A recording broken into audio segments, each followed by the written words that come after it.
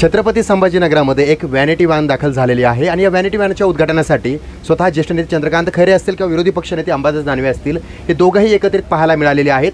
आगामी निवडणुकांच्या तयारीसाठी ही व्हॅनिटी व्हॅन जी आहे ती महत्त्वाची भूमिका बजावणार आहे। आपल्यासोबत ज्येष्ठ नेते चंद्रकांत खैरे आहेत, जाणून घेऊयात काय सांगाल तुम्ही। दोन दिग्गज नेते एकत्रित पाहायला मिळालेले आहेत। काही दिवसांपूर्वी एक वाद निर्माण झाला होता, काय सांगा? वाद काहीच नव्हता, आमचं हितगुज असतं, ते हितगुज म्हणतो आम्ही। आणि ही आजची व्हॅनिटी व्हॅन अप्रतिम अशी झालेली आहे, कोणत्याच पक्षाच्याही लक्षात नसतं आली असं या ठिकाणचं हे काम सन्माननीय विरोधी पक्षनेते अंबादासजी दानवे यांनी केलं। मी त्यांचं मनापासून अभिनंदन करेन की आज प्रत्येक वेळेस काय असतं, आमचे ज्येष्ठ नेते आले आणि उद्धवजी असतील, आदित्यजी असतील, तर त्यांच्यासाठी त्या ठिकाणी आम्हाला मग व्हॅनिटी व्हॅन कुठून तरी मागवावं लागते, बोलावं लागते, कधी मिळतही नाही। परंतु आता ही व्हॅन कायम माननीय उद्धवजी ठाकरे साहेबांसाठी तर अवेलेबल आहेत, आदित्य साहेबांना पण आहे आणि बाकी सगळं। कारण या व्हॅनमुळे काय झालं, आम्ही रस्त्यात कुठं पण आम्हाला असं काही त्रास झाला तर आम्ही इकडे तिकडे पाहत असतो, पण इथं या व्हॅनमुळे सगळी सोय त्या ठिकाणी झाली। इथे टी व्ही पण आहे, सगळ्यात बातम्या पण कळतील, बाकी बाथरूम आहे सगळं फ्रेश होण्यासाठी, म्हणून ही आणि आराम करायचा, थोडासा आराम करायचं पण आहे।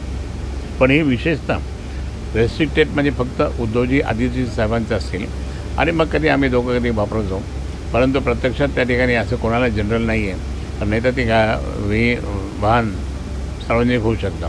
म्हणून आज अप्रतिम असं या ठिकाणी AC आहे, सगळं व्यवस्थित आहे आणि ही मला इतकी आवडली की ही अशी व्हॅन शिवसेना प्रमुखांच्या वेळेसुद्धा म्हणजे अशी एक व्हॅन तयार केली होती, पण ती इतकी काही म्हणजे अशी मोठी बस टाईप होती, पण ही एकदम पॉश। तुम्ही ज्यांना शिष्य म्हणतात त्यांनीच ही व्हॅन आणली आहे, काय सांगाल? काही दिवसांपासून तुम्ही ही तयारी करताय, आदित्य साहेब असतील, उद्धव साहेब असतील, हे फिरणार आहेत, तर त्यांच्या नियोजनासाठी किंवा त्यांच्या सोयीसाठी तुम्ही एवढा बारीक मायक्रो विचार केला आहे, काय सांगाल? ही तयारी पुढचीच का? मायक्रो विचार नाही, हे डे टू डे आमच्या कामातलं एक काम आहे।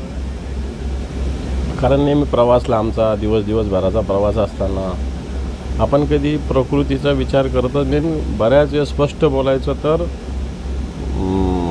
बोलू नये, पण बोलतं की कार्यकर्ते पण नाही विचार करत की आपल्या नेत्याचे कुठं थांबलं पाहिजे का, त्याला थोडंसं आराम असला पाहिजे का, त्याला कुठं वॉशरूमला जायचं आहे का, हे कधी कधी स्वतःचा कार्यक्रम करा हेच त्यांचं असतं सगळ्यांचं सगळ्यात महत्त्वाचं। म्हणजे जरा स्पष्ट बोलतो, राग येईल बऱ्याच जणाला, पण हे असतं। आणि मग त्याच्या पोटात काय चाललं, शरीरात काय चाललं, त्याची प्रकृती काय, मग वय झालेल्या एखाद्याने त्याचा किडनीवर काय इफेक्ट होतं हे कोणी कधी विचारच करत नसतं। आणि मग मला असं वाटतं अशा व्हॅनिटी असल्यावर त्याचा एक जनरली चांगल्या पद्धतीने 1 तासाला 1.5 तासाला जरा थांबायला, वॉशरूमला जायला, फ्रेश व्हायला, तोंडावर पाणी मारायला, एखादं ब्रेकफास्ट करायला एक चांगलं हे व्हॅनिटी एक साधन। एखादी थोडीशी अर्धा तासाची झोप वाम कुक्षी टाईप तेही याच्यामध्ये मारता येऊ शकतं। आणि मला वाटतं तो विचार कार्यकर्त्यांनी शिवसैनिकांनी सातत्याने नेत्याच्या विषयी केला पाहिजे असं माझं स्पष्ट मत आहे। आणि मला वाटतं त्या विचारातूनच मला असं वाटलं की हे बनवलं पाहिजे आणि मी बनवलं। दादा, एक मूळ मुद्द्याला हात घालतो, तुम्ही दोघं एकत्रित आल्याच्या नंतर कार्यकर्ते असो किंवा विरोधक असो त्यांच्या चेहऱ्यावर स्माईल येते, कारण तुमचा वाद जो आहे तो अप्रत्यक्षपणे पाहायला मिळतो। उमेदवारीवरून जे काही निर्माण झालं होतं त्यानंतर काय हे काय चित्र आहे आता? हे पण आम्ही 10-20 वर्षांना भांडतो पण एकत्र येतो, ते काय तुम्ही TV आता जास्त झाली, जास्त बातम्या दाखवतो, आमच्या नावालाही भलं आहे ना, त्याच्यामुळे त्या बातम्या होतात, नाही तर बाकीचे भांडत तर खूप लोक बसतात, बरोबर की नाही? भांडणारे काही कमी लोक थोडी, पण आमच्या दोघांच्या नावाला एक भलं आहे म्हणून ते जास्त गाजतं, बरोबर की नाही? तुम्हालाही बातमी मिळते, तुमच्या बातम्या तुमचं हे चालतं, काय म्हणतात त्याला, ते तुम्हालाही जास्त त्याला व्ह्यूवर भेटत असतात आणि TRP मिळतो तुम्हाला। पण असं काही शिवसेनेत नसतं, भांडणं बिडणं याला काही व्यक्तिगत याला विषयाला संघटनेत कोणत्याही थारा नसतो। जी संघटना असते ती कोणाशी व्यक्तिगत नसते, ती संघटनाच असते, ही शिवसेना प्रमुखांची संघटना। ही काय आम्ही त्याच्यात काम करणारे एक शिवसैनिक आहोत, त्यामुळं भांडण्याचा ठीक आहे, वैचारिक मतभेद व्यक्त करायचा नेत्यांसमोर, पक्षप्रमुखांसमोर तो अधिकार आहे शिवसैनिकाचा, तो असलाच पाहिजे।